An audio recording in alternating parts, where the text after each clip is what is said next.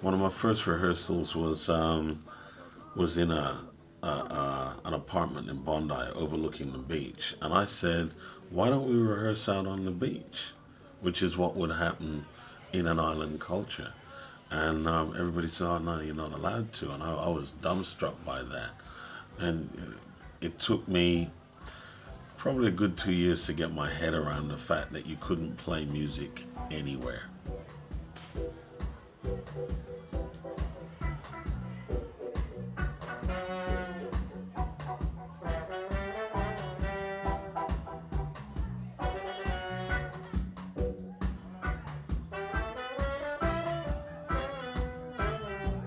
Michael and I have a history of working together, mostly in jazz initially, jazz and sort of funk.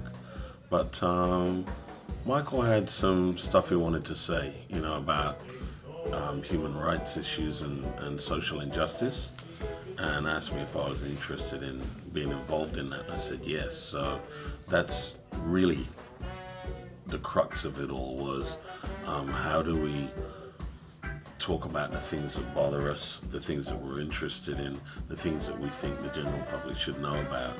How do we do that? And Michael had the idea of doing it via music and using reggae as the medium. And I love reggae as much as he does. So the Protesters was born.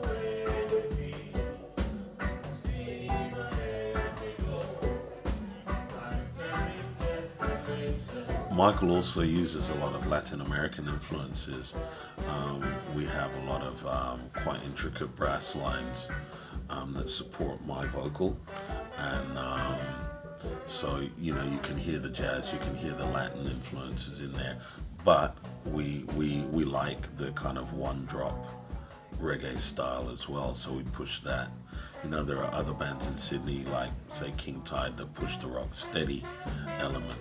Then you have a band like the Strides that are jazzier than we are, but they probably have more toasting and dancehall aspects to their side of music. So you'll find there's a lot of jazz musicians and funk musicians, and so a lot of them have adopted reggae as well. So you get this amazing cross pollination of music that happens. So I don't know if I would call anything a Sydney sound reggae wise or a Melbourne sound, but there's definitely a Pacific reggae sound.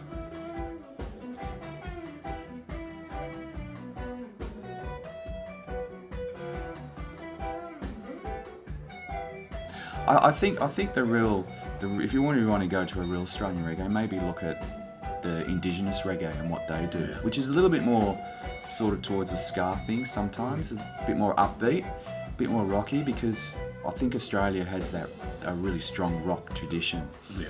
and that reggae sort of blends into that, and that means kind of electric guitars and sort of heavier drums, maybe with a more of a backbeat.